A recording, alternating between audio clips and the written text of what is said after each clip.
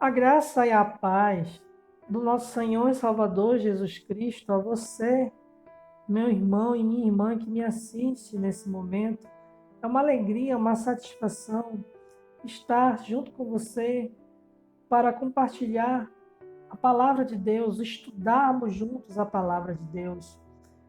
Essa semana o nosso pastor Vale não pôde gravar o vídeo semanal da sua mensagem de quarta-feira, porque se encontra enfermo. Desde já lhe peço que ore pela vida do nosso pastor Warren e da sua família, para que a sua saúde se recupere o mais rápido possível. Ore pelo nosso pastor para que ele se recupere o quanto antes. Nós estaremos aqui trazendo uma palavra de Deus. Vamos estudar a palavra do Senhor.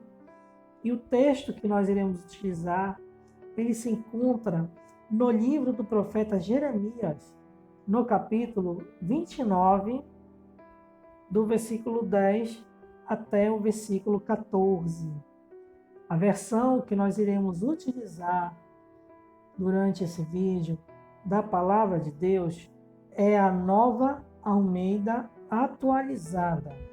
Essa versão, ela preserva o estilo linguístico da tradução da Revista e Atualizada, ao mesmo tempo em que traz uma linguagem acessível, de fácil compreensão, que é uma versão que eu gosto muito de usar.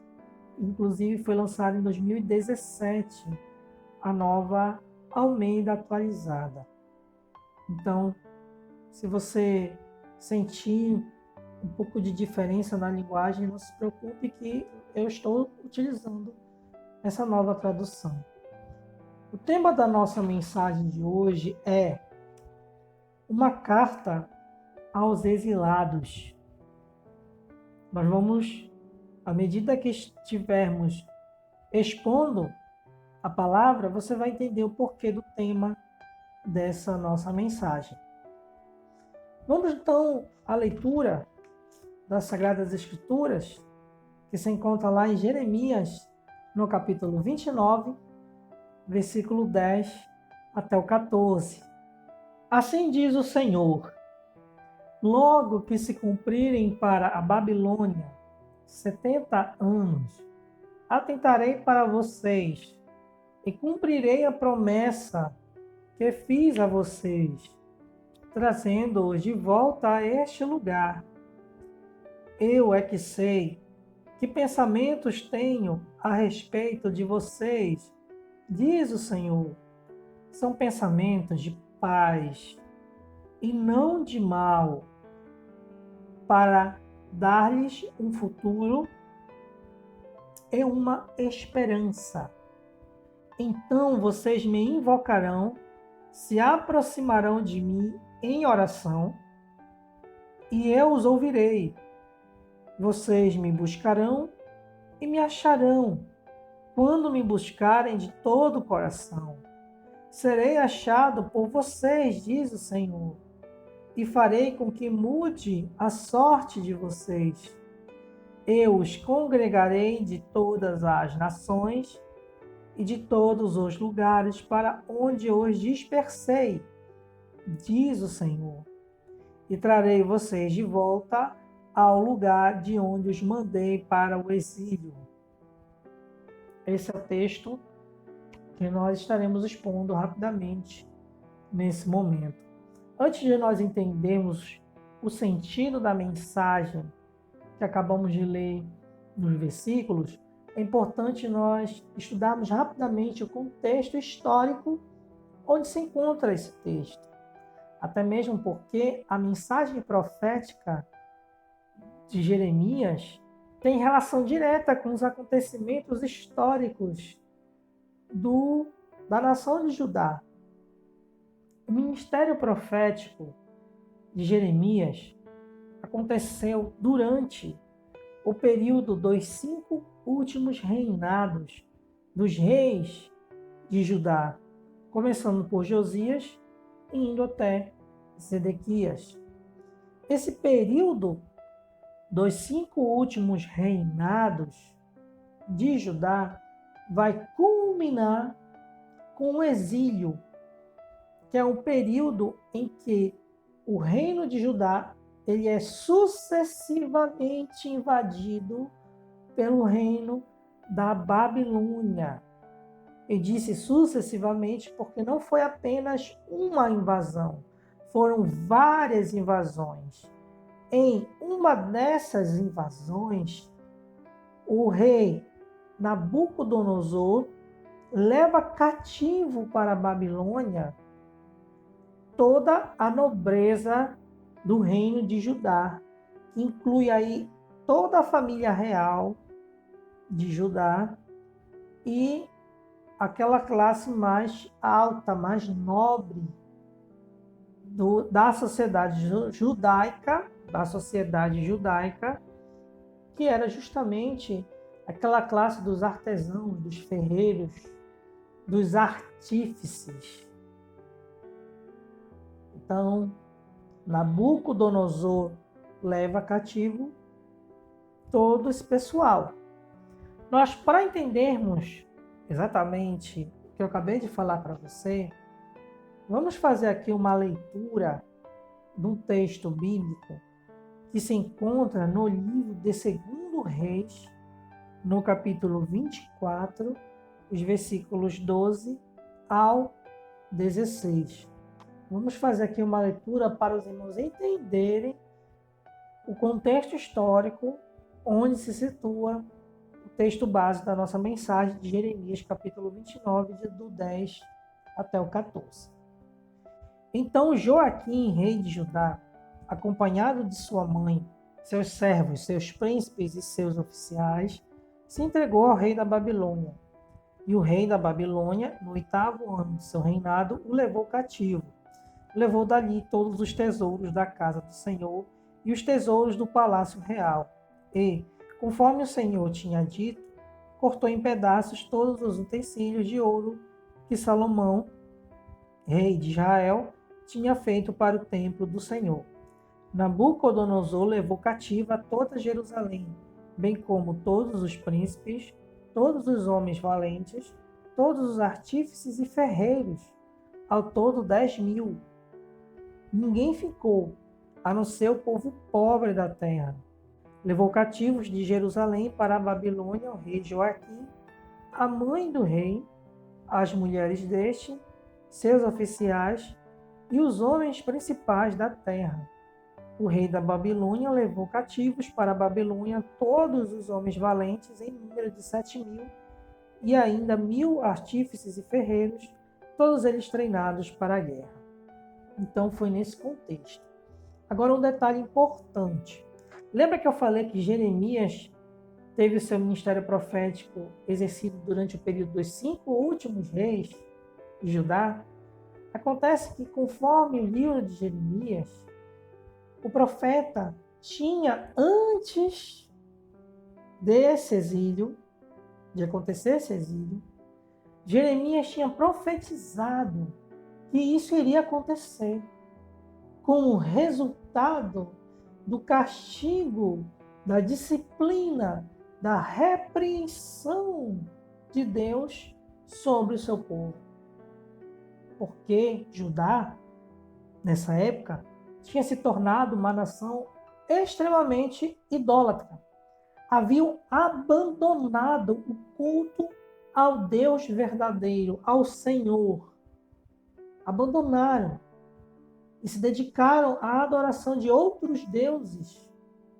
E Jeremias veio profetizar sobre essa situação. Só que existe um detalhe. Ele falou sobre arrependimento, falou.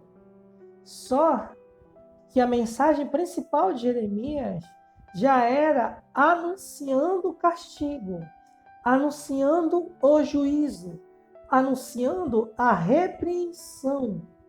O profeta dizia que o nível de pecado da nação de Judá tinha chegado em tal grau que o castigo tinha se tornado inevitável.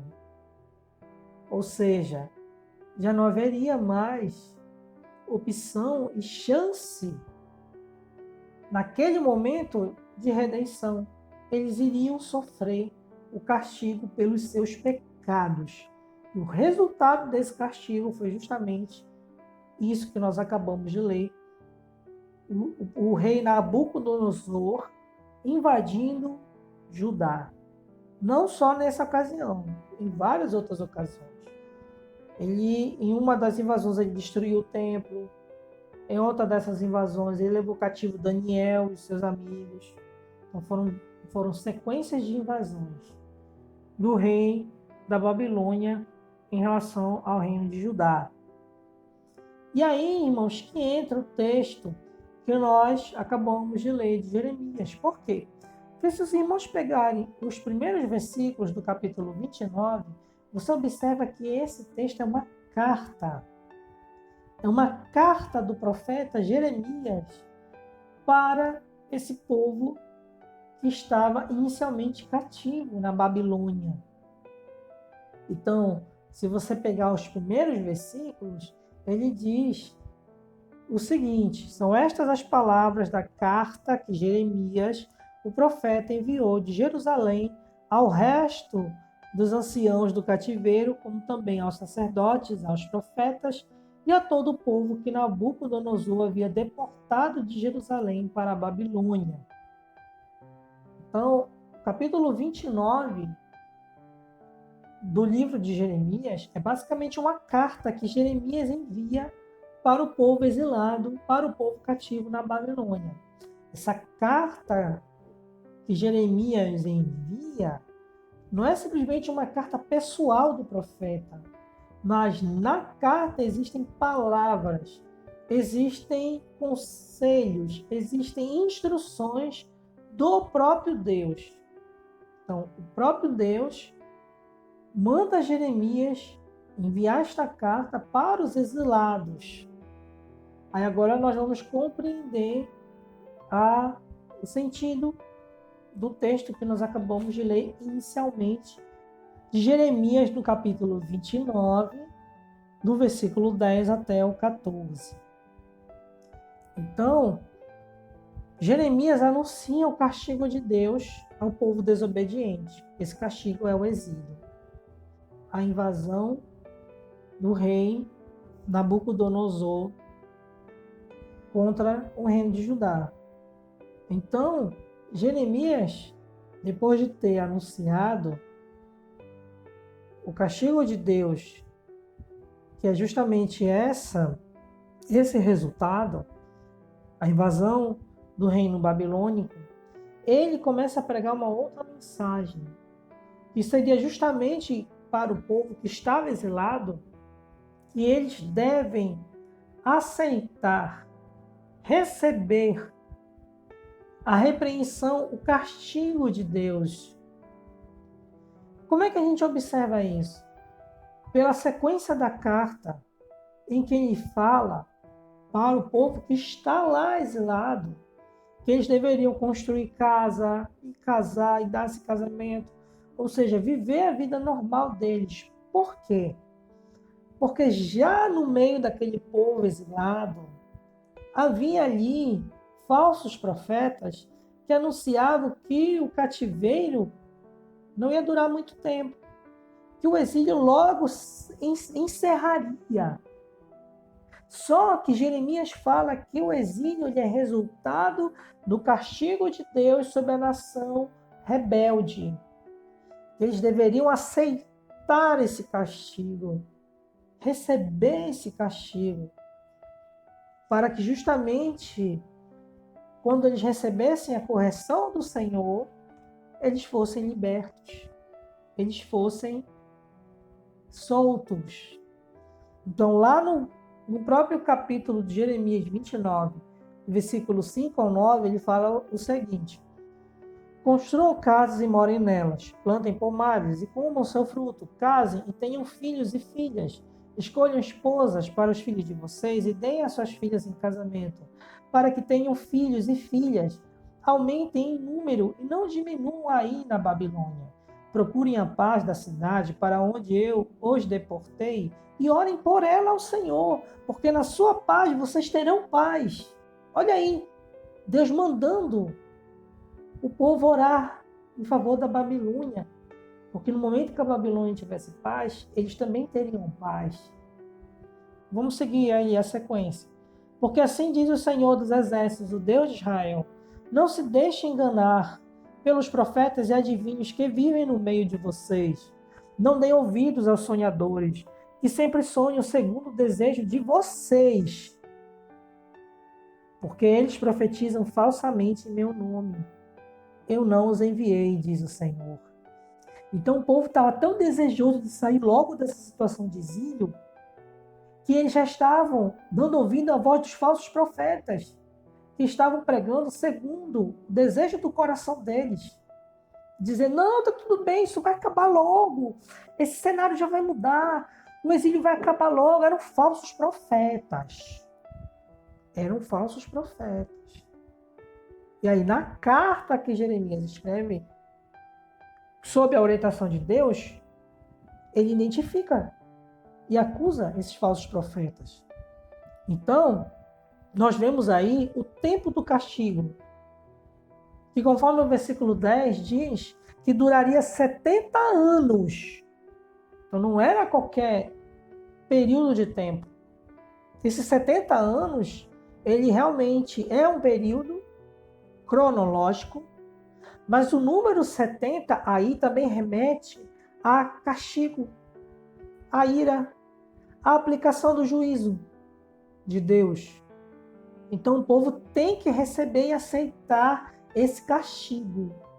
E aí nós já vamos justamente para aquele texto de Hebreus, no capítulo 12, do versículo 4 ao 11, que fala sobre o Senhor corrigindo seus filhos. Que o Senhor corrige aqueles a quem Ele ama.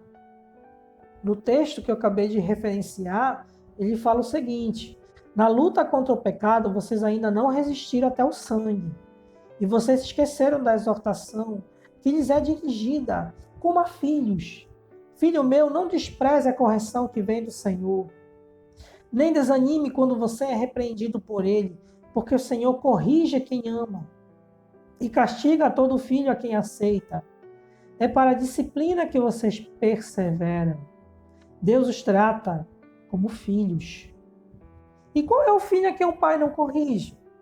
Mas se estão sem essa correção, da qual todos se tornaram participantes, então vocês são bastardos e não filhos. Além disso, tínhamos os nossos pais humanos que nos corrigiam e nós os respeitávamos. Será que então nós não nos sujeitaremos muito mais ao Pai espiritual para vivermos? Pois eles nos conheciam por pouco tempo, segundo melhor lhes parecia. Deus, porém, nos disciplina para o nosso próprio bem, a fim de sermos participantes da sua santidade. Na verdade, toda disciplina, ao ser aplicada, não parece ser motivo de alegria, mas de tristeza. Porém, mais tarde, produz fruto pacífico aos que têm sido por ela exercitados, fruto de justiça. Então, irmão, nós, enquanto filhos de Deus adotados, devemos aceitar e receber castigo, a disciplina, a repreensão do nosso Deus. Porque, como nós acabamos de ler aqui, o Senhor corrige, o Senhor castiga aquele a quem Ele ama. Se você pegar lá João, no capítulo 15, no versículo 2, Jesus fala que aquele ramo que estando em mim não der fruto, ele corta. Mas todo o que dá fruto, ele limpa, para que produza mais fruto ainda. Então a correção de Deus, a disciplina de Deus, não tem objetivo de nos destruir. E não foi esse o objetivo de Deus quando permitiu que o seu povo fosse levado cativo pela Babilônia. Não foi a destruição da nação. Foi justamente corrigi-los para que eles pudessem mudar o seu estilo de vida. E graças a Deus que o Senhor nos corrige, que o Senhor nos disciplina. Porque se o Senhor não fizesse isso, nós estaríamos soltos no mundo, perdidos no mundo. E não haveria salvação, não haveria escapatória para nós, irmãos. Então essa foi a mensagem de Jeremias. Aceitem a repreensão, o castigo de Deus. Aí, irmão, vem o ponto 1, o ponto 2 da nossa meditação, que é os pensamentos do Senhor. Porque, irmãos, para nós que somos humanos, é um mistério os pensamentos do Senhor. Às vezes a gente se pergunta, o que será que Deus está pensando de mim? Que pensamentos o Senhor deve ter ao meu respeito? O que o Senhor pensa da minha vida? Nós temos a sua palavra revelada. E nós temos que estudar a sua palavra revelada, porque o pensamento do Senhor está aqui na palavra, na Bíblia, na palavra de Deus, que é e sempre será a palavra de Deus e nunca vai deixar de ser a palavra de Deus. A nossa Bíblia. Então a gente fica, às vezes, nessa expectativa, nessa dúvida, o que o Senhor pensa? Com certeza, deveria ser também o pensamento dos exilados. O que o Senhor pensa? Por que eu estou nessa situação? Por que o Senhor permitiu que eu chegasse nesse ponto? Aí Deus vem com a resposta. Ele diz assim, sou eu. Eu é que sei que pensamentos eu tenho a respeito de vocês. O que ele quer dizer com isso? Que não foi ninguém que falou no meu ouvido. Que não foi outra pessoa que disse para mim. Não, sou eu mesmo que sei que pensamentos eu tenho a respeito de vocês. Sou eu. Ou seja, nem mesmo vocês podem influenciar os pensamentos que eu mesmo tenho a respeito de vocês. Sou eu é que sei. Então, lá em Isaías, no capítulo 55, no versículos 8 e 9, olha só o que Deus fala. Ele diz o seguinte, porque os meus pensamentos não são os pensamentos de vocês, e os caminhos de vocês não são os meus caminhos, diz o Senhor. Porque assim como os céus são mais altos do que a terra, assim os meus caminhos são mais altos do que os seus caminhos. E os meus pensamentos são mais altos do que os pensamentos de vocês. Então, aquilo que Deus pensa, os caminhos de Deus, são infinitamente maiores. Deus está num plano em que nós não estamos. E esse plano é muito maior do que o nosso. Então, só Deus sabe os pensamentos que Ele tem ao nosso respeito. Isso, o que isso significa dizer?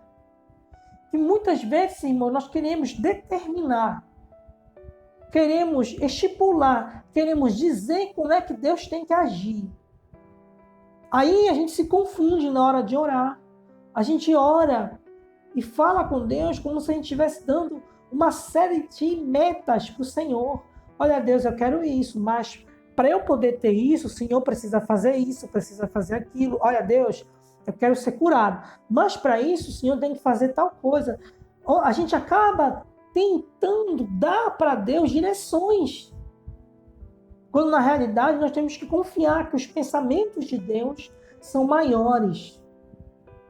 Nós temos que ter fé de que Deus, a sua vontade, ela é boa, ela é agradável e ela é perfeita. A gente não consegue determinar tudo o que Deus pensa a nosso respeito, porque é impossível. Mas Deus nos dá pistas. Então, o que Deus pensa de nós? O que será que Deus pensa de nós? Especificamente, eu não vou dizer para você, porque eu não sou um desses profetas aí que revela o passado, o presente, o futuro, o oculto e o escondido. Mas conforme o que está escrito na palavra, eu posso lhe dizer o que Deus pensa de nós.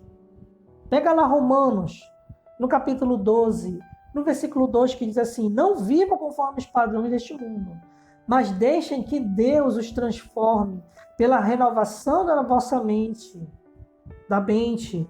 para que possam experimentar qual é a boa, agradável e perfeita vontade de Deus. Eu posso não saber especificamente o que Deus pensa de mim, mas eu sei que esses pensamentos são bons, são agradáveis e são perfeitos. Então eu não tenho por que ter medo da vontade de Deus. Eu não tenho por que temer a vontade de Deus. Porque eu sei que ela é boa, que ela é agradável e que ela é perfeita. E aí o próprio Deus, irmãos, ele diz esses pensamentos. O que Deus pensa de nós? Quais são os pensamentos? Ele fala que são pensamentos de paz. Ou seja, o que Deus pensa a nosso respeito não é destruição, não é aniquilação, não é guerra, não é animosidade. Irmãos, os pensamentos que Deus tem a nosso respeito é pensamentos de paz. E aí que Jesus fala, lá em João, no capítulo 14, eu deixo-vos a paz, a minha paz vos dou. Ou seja, Deus não tem pensamentos a nosso respeito de destruir, de aniquilar. Até mesmo porque ele fala, é pensamentos de paz e não de mal. Não são pensamentos maus, irmãos. Pensamentos de paz. E aí Deus oferece duas coisas para os exilados. O quê? Um futuro e uma esperança. Qual é esse futuro? O fim do exílio, o fim do cativeiro, o retorno à terra natal. Esse é o futuro que Deus reservou para eles. E qual é a esperança? A esperança, irmãos, é a esperança da total restauração do relacionamento entre Deus e o povo. Essa é a grande esperança. E essa esperança ela está detalhada naquilo que os teólogos chamam do livro de consolo, que são os capítulos 30, 31, 32 e 33 do livro de Jeremias. É chamado de o livro de consolo. Por quê? Porque nesses capítulos o profeta explica a nova aliança que Deus quer estabelecer com o povo eleito. E essa aliança, ela está se cumprindo na pessoa de Jesus com a igreja. Então, olha aí essa esperança. Ou seja, para aquele povo ali que estava desesperançoso, desanimado, sem nenhuma perspectiva de retorno, Deus promete um futuro e Deus promete uma esperança. E aí, irmãos, nós temos o resultado dessa nova aliança, que é o relacionamento com Deus, que é quando Deus diz que depois de tudo isso, vocês me invocarão. Vocês me invocarão e passarão a orar a mim. E eu ouvirei. Como você observa lá no texto que nós lemos. Então, sobre invocar, o Senhor sempre incentivou o povo a invocar o Senhor. Então, você vê lá no Salmo 50, 15, invoca-me no dia da angústia, eu livrarei e você me glorificará. Você vê no Salmo 91, versículo 15, que diz que ele me invocará e eu lhe responderei. E na sua angústia eu estarei com ele, eu o livrarei e o glorificarei. E Romanos 10, 13, que também diz que todo aquele que invocar o nome do Senhor será salvo. Ou seja, Deus está sempre convidando, incentivando estimulando o povo a invocar o nome dele, a buscar o nome dele. E não apenas invocar, mas você vê que ele também diz de se aproximar por meio da oração. E lá em Hebreus 4,16, fala isso, um convite para nós de nos aproximarmos do trono de graça, em Hebreus 4,16, visto que nós temos sumo sacerdote, que é Jesus Cristo. E lá em Hebreus, no capítulo 10, do versículo 19 ao 22, também fala isso. Da oportunidade que nós temos em Jesus de nos aproximarmos de Deus com confiança. Então nós podemos nos aproximar do Senhor. E aí nós invocamos, nós nos aproximamos em oração e buscamos a Deus. Na busca ao Senhor existe uma condição, que é justamente buscar de todo o coração. Essa busca tem que ser verdadeira, tem que envolver toda a alma, tem que envolver todo o ser da pessoa. Não pode ser uma busca qualquer, tem que envolver tudo. Tem que ser tudo, irmãos, não pode ser só uma parte. Nós temos que entender que a vida espiritual, ela não tem que ser um segmento da nossa vida. Entenda, irmão, entenda. Vida espiritual não tem que ser um segmento da nossa vida. Como assim? Eu tenho a minha vida espiritual, eu tenho a minha vida acadêmica, eu tenho a minha vida familiar, eu tenho os meus negócios, e não pode, irmão. Deus tem que ser dono de tudo, de tudo. Não pode ser de apenas uma parte da minha vida. Ele tem que ser dono do todo, do universo por inteiro, da minha existência. Eu tenho que a Ele entregar tudo o que eu sou. Por isso que eu tenho que buscá-lo de todo o coração. Lá no Salmo 32, ele diz o seguinte, o Salmo 32, 6. Sendo assim, todo que é piedoso te fará súplicas em tempo de poder te encontrar. Com efeito, quando transbordarem muitas águas, não atingirão. Olha aí, todo que é piedoso te fará súplicas a tempo de poder te encontrar. Sabe o que é isso, irmão? É buscar a Deus. A minha alma tem sede de ti, do Deus vivo. Quando eu irei e me encontrarei com o Senhor? O salmista fala. Nós devemos buscar a Deus, ter desejo do Senhor. Como diz lá Jesus no Sermão do Monte, ele fala isso. Ele diz que peçam e lhes será dado. Busquem e acharão. Batam e a porta será aberta para vocês. Pois todo o que pede, recebe. O que busca, encontra. Se você se dispor a buscar a Deus de todo o seu coração, irmão, você vai achar. Porque isso é promessa. Isso é promessa. E o próprio Senhor diz na sua palavra, está claro. Você pega Isaías, capítulo 55, versículo 6, diz assim: busquem o Senhor enquanto se pode achar. Invoquem-no enquanto ele está perto. Quanto mais você busca o Senhor, mais você vai encontrar. E aí, isso que eu acabei de ler para vocês é a parte do povo. O povo invoca, o povo se aproxima em oração, o povo busca a Deus. E aí, qual é a parte de Deus nisso? Deus promete que irá ouvir, e eu os ouvirei. E outra, Ele mesmo promete, meu irmão, que ele se fará achar. Buscar-me-eis e me achareis.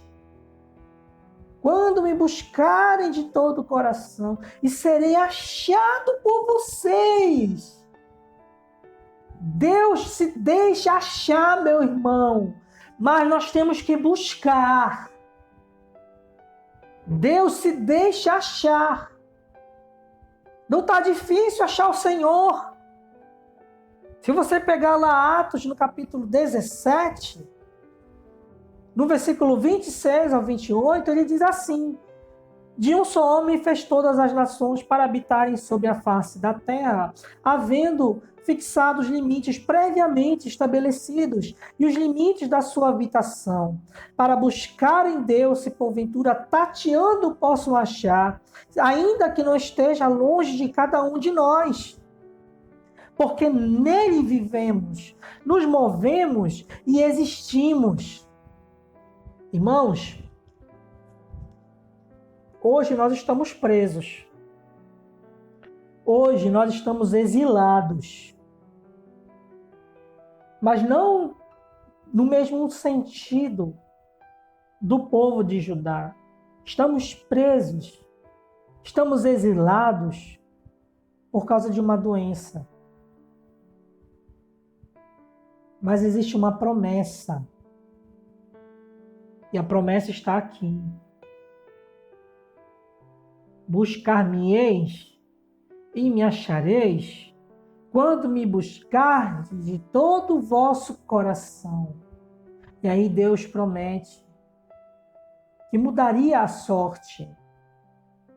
Naquele contexto, mudaria a sorte do povo exilado, levando-os de volta à terra natal. E não só isso, mas ele diz que reuniria os dispersos. Era a promessa do Senhor para aquele povo. E eu creio que assim como fez com esse povo, ele também vai nos reunir.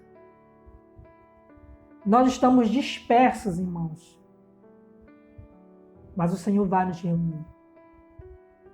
Só que nós temos que fazer uma coisa. Temos que buscar o Senhor de todo o nosso coração.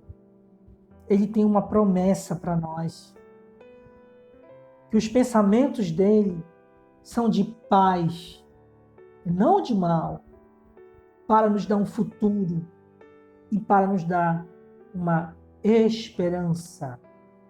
Essa esperança que ela se manifesta aqui na terra, mas que vai culminar na glória no céu.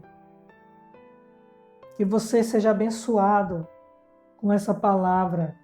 Que Deus lhe abençoe, meu irmão. Que você tenha ouvido e aprendido.